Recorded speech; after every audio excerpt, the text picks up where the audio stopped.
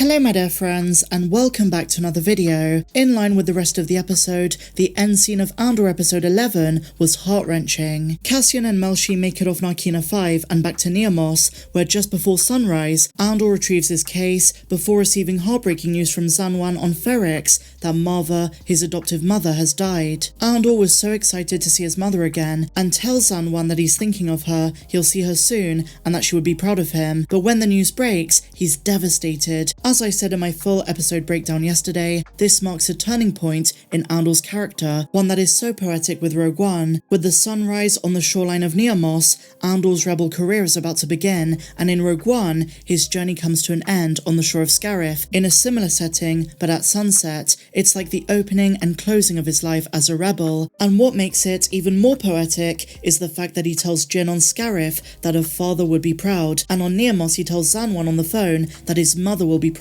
The parallels are so beautifully well done, and as I say, if you want to hear my full thoughts on this scene, check out the breakdown. But today, my dear Maghlorians, I want to talk about something I didn't mention, and that was deliberate because I felt it warranted its own video. And that is the importance of Melshi and Cassian parting ways to, quote, double their chances. Of course, by the time of Rogue One, both would be part of the Rebel Alliance, and both would be involved during the Battle of Scarif. Between the events of Andor and Rogue One, Melshi becomes a sergeant and Cassian a rebel captain. Andor Season 1 did a great job of showing us how they met and how the two know each other from the prison on Narkina 5. But did you know this was 6 years in the making? In the Rogue One visual guide, which I love to consult for things like this, Melshi only has a very brief section amongst the rebels named from the 2016 movie. But there's one sentence in here that really stands out, one that Tony Gilroy has finally made sense of. The guide says that Andor knows Melshi personally and implies that he trusts him on a completely different level to the other rebel soldiers. Now, if you read this guide 5 or 6 years ago when it came out, you might have wondered why the two have a special bond. Well, Star Wars Andor has finally explained it,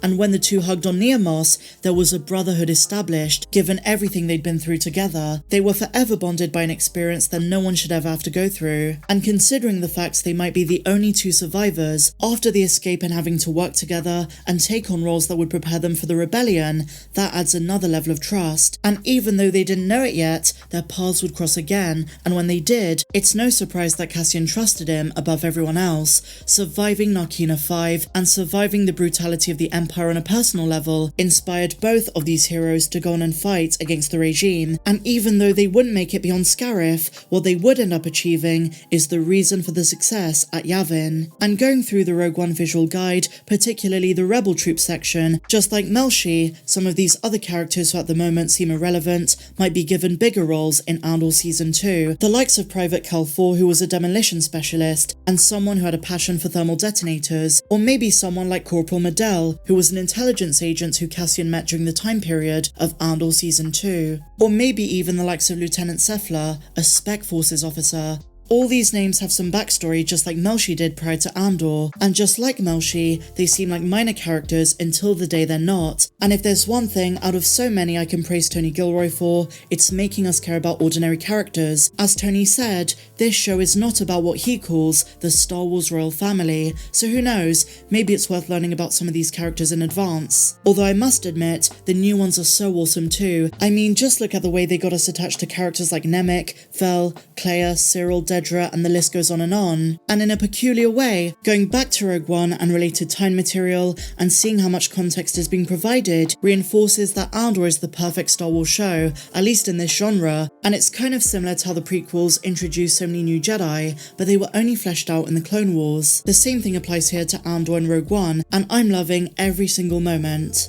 And so now, my dear friends, moving on to another aspect of episode 11, Maarva's death. I've seen on YouTube and social media quite a lot of fan discussion and even frustration that it was off screen, that we didn't get a final farewell scene with her. Now, in my opinion, that was absolutely deliberate. The writers robbed us of that moment to mirror the fact that Cassian didn't have that moment with his mother either, were meant to not feel satisfied, and that contributes to the sadness and the grief of the whole thing. All we're left with is the emotional impact on B2, 2, Cassian, and all of those who knew and respected her on Ferrix. It's a powerful writing device. It hits us harder, and we're left with an empty feeling that we wish we could have seen it on screen, so that is very deliberate. Now, another thing from episode 11 I've seen fans debate is the situation with Bix. Some folks seem to think that she's about to die, or was dying, when we saw her in the episode. Now, I just want to clarify, it's almost a certainty that Bix makes it out alive and well by the end of the season. Adria Arjona told numerous outlets that she is 100% involved in season 2, and even Tony Gilroy himself reassured us of that a month ago. I mean, heck, there are even rumours of a Bix show happening, so I think she's still very important to the story going forward, so I wouldn't worry about the possibility of her dying. Granted, she's in agonising pain and experiencing flashbacks to the torture that she endured, but she's not dead and not even dying. But what she is a victim of the Empire's cruelty, and that's going to add to the heartbeat of rebellion, which is going to come to a head next week, and more so in season 2. And something I do wonder is if she herself is going to get involved in rebellion on a large scale, but if she does, I wonder why we don't see her in Rogue One. Maybe she decides to stay on Ferrix and defend her home planet. Let's wait and see, or maybe that's what a Bix show could be about. And so for our final segment of today's show, just a little bit of Andor news. Andy Serkis, who played Kino Loy, who we don't know if he's still alive or not, but who also played Snoke in the sequels, says he would 100% return to do Snoke for a Disney Plus series.